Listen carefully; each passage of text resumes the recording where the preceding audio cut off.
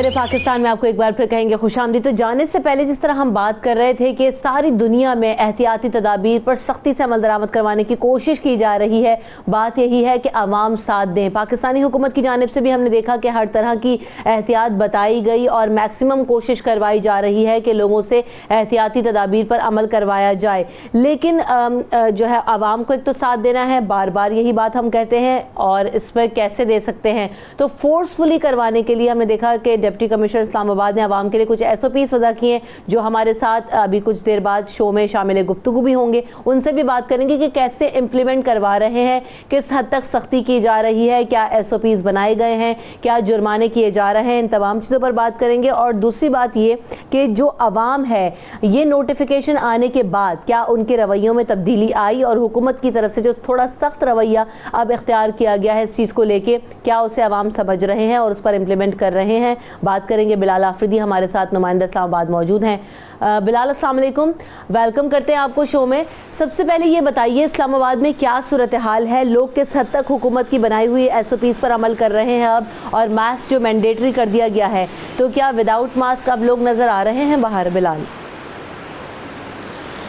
आज बिल्कुल इस्लामाबाद की अगर बात की जाए तो इस्लामाबाद के शहरियों की जानिब से हमेशा से ही इंतज़ामिया के साथ और हुकूमत के साथ ताउन जो है वो करते नज़र आए हैं, चाहे वो मार्केटों में हो या जो है वो घरेलू अगर बात की जाए या गली मोहल्लों की बात की जाए तो आवाम की जानिब से इंतज़ामिया के साथ ताउन जो है वो नज़र आता है। सोशल डिस्टेंसिंग की अगर बात की जाए तो उस पर भी अमल दरामद नज़र आता है। लेकिन फेस मास्क की अगर बात की जाए तो इस्लामाबाद की एक बड़ी आबादी जो है वो अभी भी फेस मास्क इस्तेमाल नहीं करती। इंतज़ामिया की जानिब से नोटिफिकेशन होने के बाद कि जुर्माना किया जाएगा, उसके बावजूद भी अगर देखा जाए बाज़ारों में या पब्लिक ट्रांसपोर्ट जो खोल दी गई है उसके बावजूद फेस मास्क जो है वो नज़र नहीं आता। इस वाले से इंतज़ामिया से जब बात की कि क्या लाएमल अपनाया गया है इनके लिए, कैसे ये नोटिफिकेशन जो है इस पर अमल दरामद करवाया जाएगा, तो अभी तक कोई वाज़ेह लाएमल अभी तक इंतज़ामिया की जानिब से भी नज़र नहीं आया कि कैसे इस पर अमल दरामद करवाया जाएगा। मजिस्ट्रेट्स जो हैं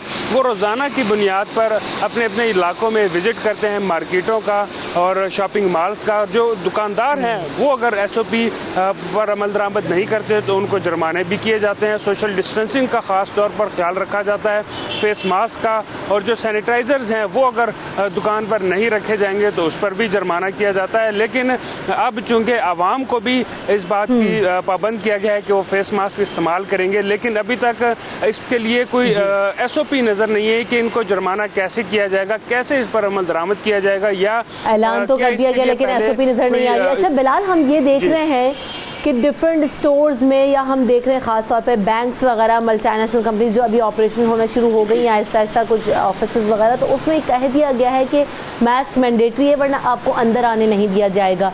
तो क्या स्टोर्स वगैरह में इस चीज़ पर अमल करवाया जा रहा है सख्ती से? दुकानों के ऊपर अमल हो रहा है कि वो अंदर नहीं आने दे रहे ग्राहक को?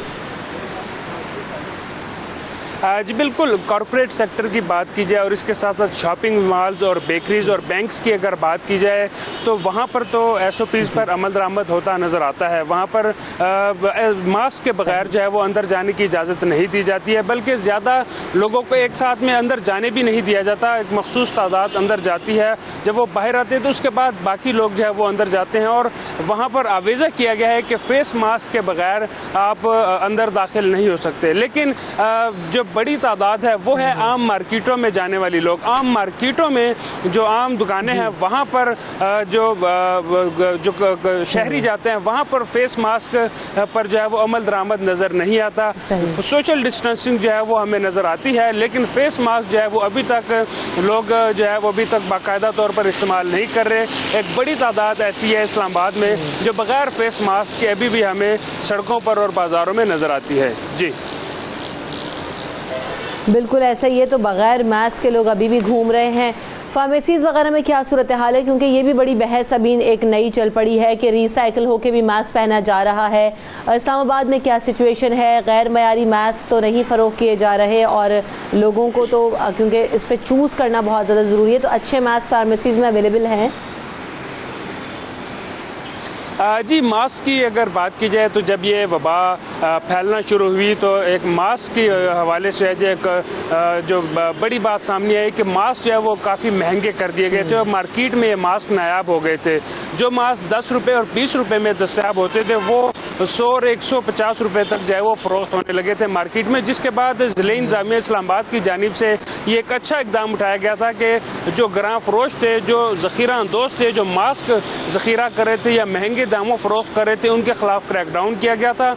उनसे मास्क रिकवर करके लोगों में मुफ्त जो है वो मार्केट में बांटे गए थे। और उसके बाद से अब अगर बात की जाए मार्केट में मास्क की तो अब तकरीबन हर दुकान पर मास्क अवेलेबल है। अगर आप किसी शॉपिंग मॉल में जाते हैं और आपके पास मास्क नहीं है तो वहीं पर बाहर आपको जो है वो मास्क मुहैया किया जाता है और इंतहाई सस्ते दामों में अब जो ये मास्क मार्केट रेट में फराहम किया जाता है। इस हवाले से मास्क बिल्कुल, पहले तो मसला था कि मास्क की शॉर्टेज थी, लेकिन अब वो शॉर्टेज भी नहीं रही है, लेकिन और शायद इसी वजह से नहीं रही है कि लोग अब मास्क पहन ही नहीं रहे हैं। बहुत शुक्रिया बिलाल आफरीदी, आपने हमें अपडेट किया। आप फील्ड में मौजूद हैं, अपना ख्याल रखिए, एहतियाती तदाबीर पर अमल करते हुए रिपोर्टिंग कीजिए। हमजा शफाकत साहब हमारे साथ मौजूद हैं, जो कि डिप्टी कमिश्नर इस्लामाबाद हैं। आपको वेलकम करते हैं हमजा साहब शो में। सबसे पहले तो ये बताएं कि जो लोग सिर्फ मास्क नहीं पहन रहे उन्हीं को जुर्माने किए जाएंगे, उसी पर सजा रखी गई है, या फिर सोशल डिस्टेंसिंग का ख्याल जो नहीं रखेगा, एहतियाती तदाबीर पर जो अमल दरामद नहीं करेगा, उनके लिए भी सजाएं रखी गई हैं, उनको भी जुर्माने होंगे?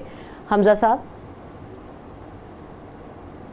बेसिकली जो हमारी मार्केट्स हैं या जो भी हमारी शॉप्स हैं या हमारे रेस्टोरेंट्स हैं या हमारे जो भी इस तरह की जहाँ पे भी कोई ट्रांजैक्शन होती है उनके ऊपर तो हमारे SOPs इन्फोर्स्ड हैं, लेकिन वो इन्फोर्स्ड हैं फॉर ओनर्स या प्रोपराइटर्स ऑफ द शॉप्स। यानी कि अगर किसी शॉप में हमें रश नज़र आता है, सोशल डिस्टेंसिंग नहीं है, मास्क नहीं पहना हुआ, सैनिटाइजेशन नहीं हो रही, तो हम उस जगह को सील कर देते हैं। अब जो एक नई चीज़ हमने इंट्रोड्यूस कराई है इस्लामाबाद में, क्योंकि केसेस बहुत ज़्यादा बढ़ गए हैं, मोर देन 2600 हो चुके हुए हैं केसेस, और सोशल डिस्टेंसिंग के बावजूद भी ये फैल रहा है, और जो एक्सपर्ट्स हैं उनकी यही एडवाइस थी।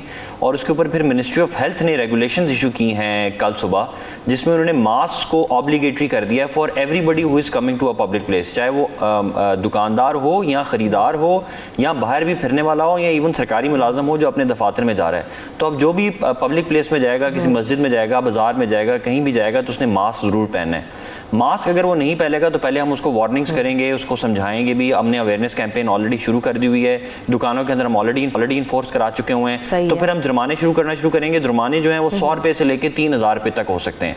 अगर कोई बंदा बार बार नहीं कर रहा बावजूद बचाने के, फिर तो 3000 का जुर्माना है।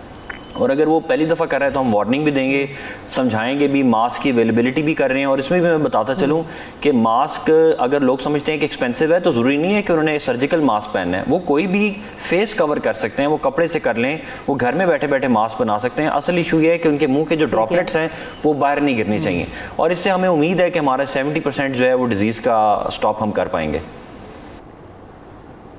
अब जैसे हमजा साहब आपने बताया कि ये सजाएं तो तय की गई हैं, जुर्माने भी तय किए गए हैं, अमल दरामद कैसे हो रहा है? क्या अभी तक किसी को सज़ा दी गई है? क्योंकि जैसे हमारे नुमाइंदे ने भी हमें बताया कि सजाएं नहीं हो रही हैं, लोग उस पर अमल नहीं कर रहे, मास्क पहनते हुए नजर नहीं आ रहे। नहीं, अभी तक हमने दुकानें तो बहुत बेशबहाशा, हम 100 से ज़्यादा दुकानों को सील कर चुके हुए हैं जिन्होंने इसकी वायलेशन की है, लेकिन पब्लिक के ऊपर अभी हमने कोई जुर्माना ऐसा नहीं लगाया। आज से हम एक अवेयरनेस कैंपेन कर रहे हैं, आज भी करेंगे, कल भी करेंगे, बार बार लोगों को समझाएंगे। और फिर अगर कोई रिकरेंट बार बार कर ही जा रहा है वायलेशन तो फिर उसको जुर्माना भी करेंगे। 20 रुपये का एक सर्जिकल मास्क आता है, कोशिश करेंगे खुद दे दें लोगों को कि वो पहन लें। अगर हमारे पास भी ख़त्म हो गए तो फिर हम लोगों से एक्सपेक्ट करेंगे कि वो पहने, बेशक फेस कवर पहन लें, और इस तरह चलते रहें। फिलहाल हमने कोई जुर्माने उस तरह आम पब्लिक पे नहीं किए, वैसे जो है दुकानदारों पे तो हम बहुत कर चुके हुए हैं। तो क्या कपड़े वाला मास्क भी इस्तेमाल किया जाता है? क्योंकि बहुत सारे लोग ये कहते हैं हम मास्क अफोर्ड नहीं कर सकते रोजाना की बुनियाद पे उसको चेंज करना, तो अगर कपड़े वाला मास्क भी पहना जाता है तो भी is it safe for them, और वो उनको जुर्माना तो नहीं होगा? हमजा साहब, देखें, इस्लामाबाद की टोटल पॉपुलेशन जो है वो 22 लाख है, और हम एक्सपेक्ट करते हैं कि इसमें से 7 से 8 लाख लोग जो हैं वो बाहर सड़कों पर निकलते हैं। 7 से 8 लाख लोग अगर डेली भी मास्क पहनना शुरू कर दें और डेली एक नया मास्क पहने, तो आप देखें अगले 3 महीने की हमें 1 करोड़ मास्क चाहिए। तो 1 करोड़ मास्क तो हमारे पास नहीं है। हमने अवेलेबिलिटी इंश्योर किया है, तकरीबन 50 लाख का स्टॉक आ जाए इस्लामाबाद के अंदर। उसमें लोग फेस मास्क, मैंने आपको बताया कि ज़रूरी नहीं है कि मार्केट से सर्जिकल मास्क लेके पहने, उन्होंने सिर्फ अपना मुंह कवर रखना है। वो ख़वातीन अपने कपड़ों से भी कर सकती हैं, वो बंदे जो हैं वो रुमाल से भी कर सकते हैं, रुमाल बांध सकते हैं, या कोई सिंपल एक रीवॉशेबल कपड़ा ले लें और उसको बार बार धोते रहें और उसको आप कान के साथ पहन लें। इशू सिर्फ ये है कि वो फेस को ज़रूर कवर रखें। इंतजामिया का साथ किस हद तक देते हुए दिखाई दे रहे हैं लोग, क्योंकि हम बार बार ये कह रहे हैं कि हुकूमत और अथॉरिटीज़ अपना काम करने की भरपूर कोशिश कर रही हैं हर सतह पर, लेकिन अवाम साथ नहीं दे रहे। तो अभी आपको क्या लग रहा है कि अवाम ऑन बोर्ड हैं, साथ देने के लिए तैयार हैं, और कौन कौन से इकदाम किए जा रहे हैं? जी, मैंने आपको बताया ना कि अगर कोई बंदा मास्क अफोर्ड नहीं कर सकता, 17 रुपये से 20 रुपये का मास्क आता है, सर्जिकल मास्क, और वो पहनना ज़रूरी भी नहीं है। सिर्फ इशू ये है कि वो फेस को अपने कवर रखे। उसके लिए वो कपड़े का मास्क भी ले सकते हैं, घर में पुराने किसी कपड़े से लेके वो मास्क ऊपर बना लें, उसको 2 लेयर या 3 लेयर कर लें। असल मकसद तो सिर्फ ये है कि उसके मुंह के जो ड्रॉपलेट्स हैं वो नीचे नहीं गिरने चाहिए। अगर वो बीमार है, अव्वल तो उसको बाहर ही नहीं निकलना चाहिए। फिर भी अगर इस तरह का कोई बंदा एसिम्प्टोमेटिक है जो बाहर निकल रहा है, तो अगर वो मास्क पहन लेगा तो उससे डिजीज़ का स्प्रेड जो है वो 90% रोकने में हम कामयाब हो जाएंगे। जी, सवाल यही है कि अवाम साथ दे रहे हैं और कौन कौन से इकदाम हो रहे हैं हमजा साहब?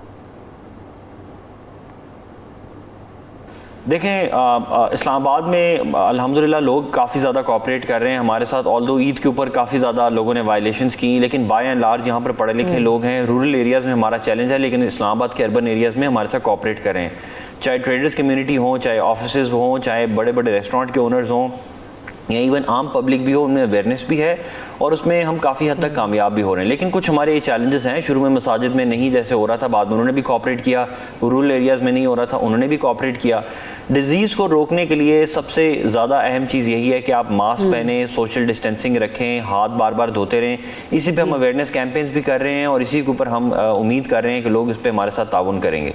बिल्कुल, अब बात यही है कि तमाम तरह एहतियाती तदाबीर पर अमल करना है। अवेयरनेस कैंपेन्स हो रही हैं, हुकूमत की तरफ से एक्शन प्लान बनाया जा रहा है, एक्शंस लिए जा रहे हैं, कोशिश तो भरपूर की जा रही है, लेकिन इस पर अमल हमने ही करना है। बहुत शुक्रिया, हमजा शफकात साहब हमारे साथ मौजूद है, जो कि डिप्टी कमिश्नर इस्लामाबाद हैं। आगे बढ़ते हैं, कुछ मुल्क की मईशत की बात करते हैं, जो कि कोरोना की वजह से इंतहाई मुश्किल वक्त से गुजर रही है। काफ़ी ज़्यादा चैलेंजेस हैं क्योंकि हालात बहुत ख़राब हैं, सूरत हाल संगीन हो गई है। हमने देखा है कि मुल्क भर में पेट्रोलियम मसनूआत की कीमतों में कमी तो की गई है, खातिर खा कमी की गई, लेकिन उसके जो असरात हैं वो आम बाजारों में आम लोगों को इफेक्ट होते हुए नजर नहीं आ रहे। कीमतों में खातिर खा कमी चीज़ों में नहीं की गई। जैसे कि पेट्रोलियम मसनूआत की कीमतों में जब इजाफा होता है तो फौरी तौर पर तमाम चीज़ें महंगी कर दी जाती हैं, तो ये फौरी तौर पर रिलीफ आवाम को सस्ता होने में क्यों नहीं मिल रहा? हमेशा की तरह आज भी बुनियादी सवाल यही करेंगे, जानने की कोशिश करेंगे। एक और अहम खबर भी शामिल करते हैं, वो ये है कि हुकूमत के मुताबिक 15 अरब डॉलर के कर्जों का मंसूबा बनाया जा रहा है, जिसमें से तकरीबन जो 10 अरब डॉलर्स हैं वो बैरून मुल्क से जो कर्जे लिए गए हैं उन्हें वापस करने के लिए इस्तेमाल किए जाएंगे। तो यानी जो आपने कर्जा लेना है उसे कर्जा रिटर्न करना है और उसी को इस्तेमाल करते हुए कुछ पैसे तो यहाँ पर डेवलपमेंट के लिए भी लगाए जाएंगे, लेकिन जो असल बेस है कर्जा लेने की वो वापस करने के लिए लिया जा रहा है। तो ये प्रैक्टिस आखिर कब तक, इन तमाम चीज़ों पर बात करेंगे। हमारे साथ माहिर मुआशियात डॉक्टर शाहिद हसन सिद्दीकी साहब मौजूद हैं। शाहिद हसन सिद्दीकी साहब, सबसे पहली बात तो यही कि हमने देखा कि मार्च से अब तक तेल की कीमतों में तकरीबन 36% कमी हुई, और जैसे कि बड़ी बातें हो रही थी कि जितनी कमी होनी चाहिए थी नहीं हुई, इतना कम और कर दें पेट्रोल। बहरहाल अच्छी खासी कमी हो गई, लेकिन उसका कोई फ़ायदा फौरी तौर पर आवाम को मुंतकिल होता हुआ दिखाई नहीं दे रहा। वजह क्या है इसकी? जब पैसे बढ़ाए जाते हैं तो अगले दिन चीज़ महंगी हो जाती है। जब पेट्रोल कम हुआ तो आज तक जो है ना वो कमी नहीं हुई। देखिए, बहुत शुक्रिया आपका। पहले मैं आपसे अर्ज कर दूं कि आज भी हमारा जो पेट्रोलियम लेवी ले रहे हैं वो है 30 रुपया फी लीटर, और अब से कुछ माह पहले ये था 8 रुपये लीटर। इसका मतलब ये है आज भी हुकूमत 22 रुपये फी लीटर ज़्यादा ले रही है। ये फ़ायदा आवाम को मुंतकिल होना चाहिए था, नंबर 1। नंबर 2 ये कि 1 साल पहले 2019 में अगर आप चले जाएँ तो हमारा GST जो था पेट्रोलियम मसनूआत पर सबसे कम था, वो कम से कम 0.5% था। अब ये 17% हो गया है। तो इसका मतलब ये है कि एक तरफ तो कमी की गुंजाइश मजीद है बिल्कुल, दूसरी तरफ जो आपका नुक्ता है वो ये है कि जनाब ये आवाम को क्यों नहीं मुंतकिल हो रहे, तो उसका एक बुनियादी वजह है हमारा मुल्क जो है, हमारा तमाम पॉलिसियाँ जो हैं वो चल रही हैं फ्यूडल कल्चर के ऊपर। आज जो पॉलिसी हुकूमत की है, मैं आपको बिल्कुल क्लियर बता रहा हूँ, वो ये है जो इक़्तिसादी पैकेज में नजर आई कि अमीर को खूब खिलाओ पिलाओ ताकि गरीब जो है वो जिंदा रहे, और इसका नतीजा आगे नीचे चला गया कि जनाब जो ज़ख़ीरा अंदोज़ी भी हो रही है और जो है स्मगलिंग भी हो रही है, और बैंक्स भी ज़ख़ीरा के लिए कर्जे दे रहे हैं, ब्लैक मार्केटिंग भी हो रही है। हमारी जो लोकल गवर्नमेंट्स हैं, हमारी जो कंजप्शन की अगर कोई सोसाइटीज़ हैं तो वो अपना किरदार अदा नहीं कर रही। और चूँकि ट्रांसपोर्ट का मसला भी है तो थोड़ा सा रसद का भी मसला है, सप्लाई का भी मसला है। और तीसरा ये कि कल जो कमी हुई है उसका तो नताइज अभी देखने बाकी हैं, मगर माजी का तजर्बा यही है जो आपने बताया। और तो लेकिन कमी कुछ ना कुछ ज़रूर हुई है। अभी जो स्टेट बैंक के फेडरल ब्यूरो के आदाद शुमार आए हैं वो हमारा 8.2% अफराती ज़र है, जो कुछ अर्से पहले 14.2 था। लेकिन मज़ीद कमी की गुंजाइश है और इसमें अगर हम सख्ती से अमल करें तो आप देखेंगे कि आने वाले महीनों में मज़ीद कमी आनी चाहिए। अभी तो रमज़ान का मसला भी था, ईद का मसला भी था, अब देखते हैं कि आगे चल के हुकूमत कितनी सख्ती करती है और कितनी कमी आती है और आनी चाहिए। मसला वो ये ना कि हुकूमत का रोल बड़ा इंपॉर्टेंट है, हमें प्ले करती हुई दिखाई नहीं देती। जब 1 रुपया बढ़ जाता है तो फौरी तौर पे दाल, चीनी, सब्जी हर चीज़ बढ़ जाती है कि जनाब ट्रांसपोर्ट लगता है, पेट्रोल लगता है, लेकिन वो अभी ट्रांसपोर्ट के किरायों में भी उस हद तक कमी नहीं की गई। बहरहाल नया बजट भी आना है शाहिद हसन सिद्दीकी साहब। अब इस नए बजट में कोरोना की वजह से जो इम्पैक्ट आ रहा है दुनिया भर की इकॉनमी के ऊपर, उसके क्या असरात होंगे और फिर पाकिस्तान में यहाँ हुकूमत को बजट बनाने में किस हद तक मुश्किल होगी। कहा तो ये भी जा रहा है कि नए टैक्सेस नहीं लगाए जाएंगे। Is that possible? क्या ऐसा नहीं होगा? क्या ऐसा होगा बल्कि वाकई? देखिए, बड़ा बुनियादी नुक्ता आपने उठा दिया है। अब मैं आपको 2-3 फैक्ट्स बता दूं। अगर पिछले साल का हम बजट उठा लें तो उस वक्त में एफबीआर के रेवेन्यूज थे 5,550 अरब रुपए का हदफ था और जो सूबों को मुंतकिल होना था एनएफसी अवार्ड के तहत वो था 3,255 अरब। यानी मैं ये कह रहा हूँ कि उसके मुताबिक हुकूमत के पास 2300 अरब रुपया बचते हैं सूबों को देने के बाद, और जो दफा और सूद में है वो 4,000 अरब रुपए से ज़्यादा है। तो अगर हुकूमत के वफाक के बाद जो पैसा है उससे तो बस सूद ही नहीं अदा होता, दफा ही नहीं होता, तो फिर जो मुल्की अखराजात हैं, तालीम है और दूसरे अखराजात हैं, तो वो कैसे पूरे होंगे? बुनियादी नुक्ता ये है। तो अगर इसका नतीजा क्या हुआ कि 1,600 अरब रुपए हमने तालीम और सेहत में कटौती करने के बाद 3,500 अरब रुपए का बजट खसारा दिखा दिया। तो इसका मतलब यह है कि अगर आप तालीम और सेहत भी करें तो 12% आपका बजट खसारा होगा। तो क्या हम ये तस्लीम करने के लिए तैयार हैं कि अगर एफबीआर रेवेन्यूज इतने ही रहते हैं अगले साल तो हम कुछ भी कर लें हमारी मईशत बेहतर नहीं होगी? नंबर 1 नुक्ता तो ये है। मगर दूसरा जो बड़ी तबाहकुन पॉलिसी है, मैं आपको वाज़ेह तौर पर बता दूं, वो ये है कि हमें बरामदात बढ़ाने में दिलचस्पी नहीं है, क्योंकि उसके लिए फिर यूटिलिटीज़ के नर्ख भी कम करने पड़ेंगे, दूसरी चीज़ें भी करनी पड़ेंगी। तो आज भी हमारी बरामदात 2011 से नीचे हैं, कई अरब डॉलर नीचे हैं, लेकिन हमारी रेमिटेंसेस बढ़ रही हैं। तो कभी किसी ने सोचा कि रेमिटेंसेस क्यों बढ़ रही हैं?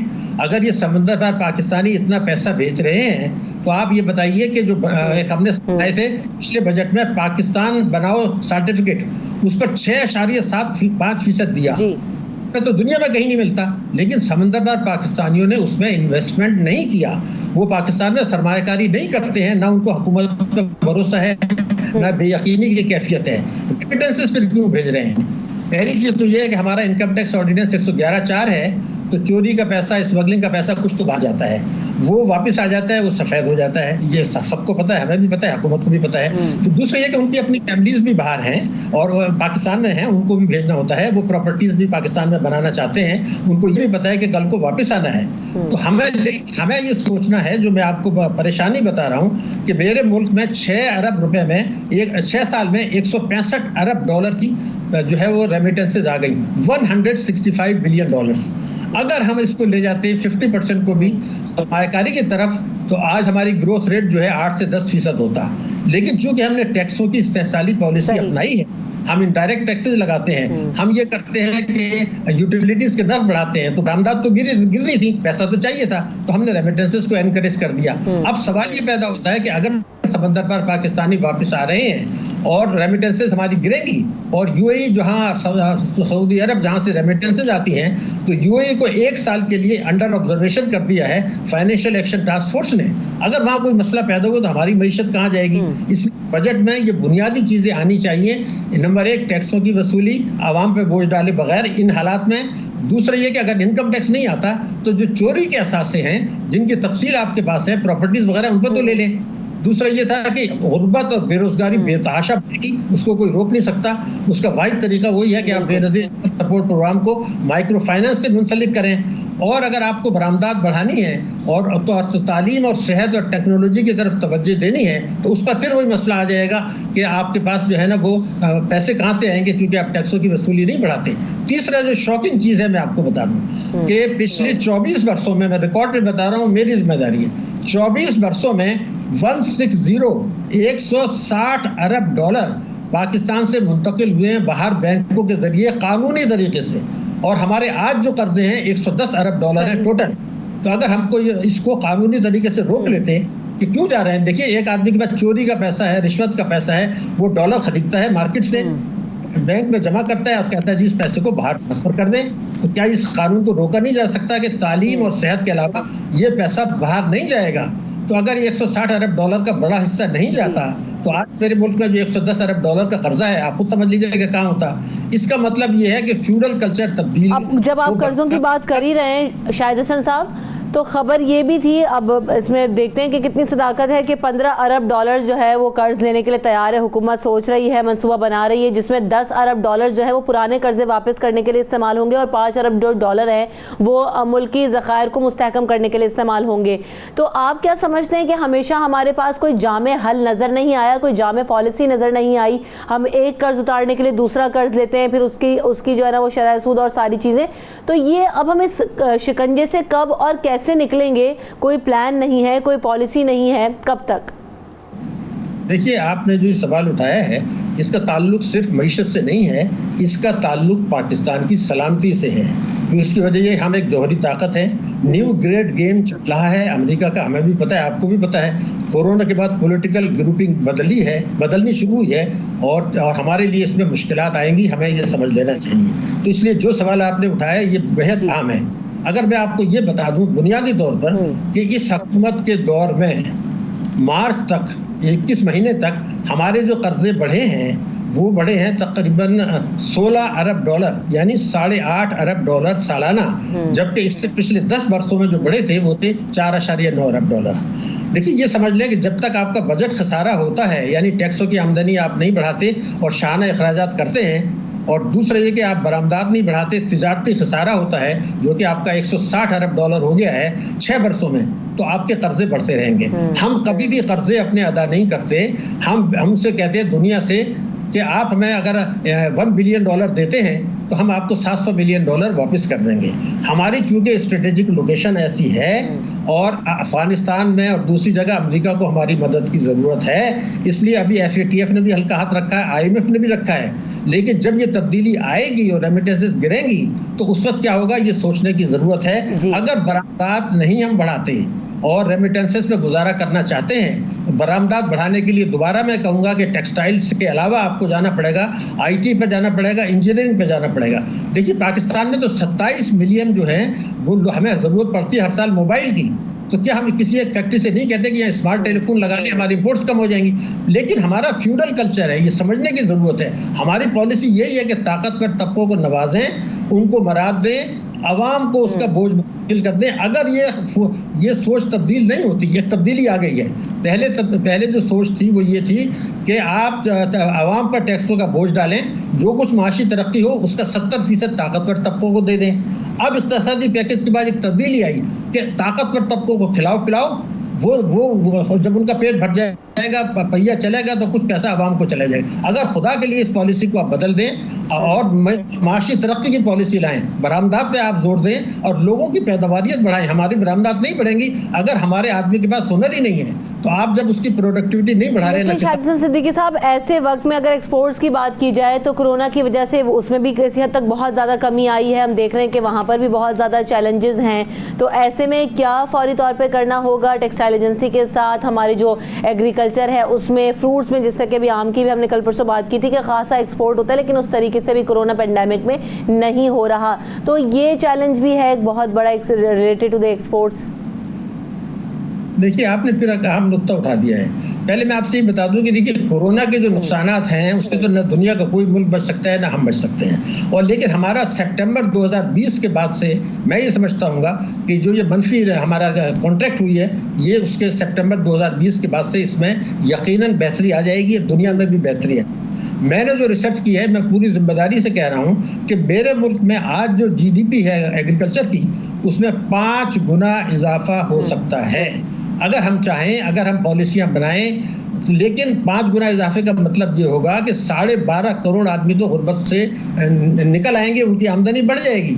दूसरा ये कि हम नेट फूड एक्सपोर्टर हो जाएंगे। लेकिन क्या हम इसकी तरफ तवज्जो कर रहे हैं? क्या हम हलाल गोश्त की तरफ तवज्जो कर रहे हैं? बात वही है कि क्या हम इसकी तरफ तवज्जो दे रहे हैं या नहीं दे रहे। तवज्जो होना और प्रॉपर इम्प्लीमेंटेशन होना बहुत ज्यादा जरूरी है। वक्त मेरे पास खत्म हो गया, ब्रेक की तरफ बढ़ना है।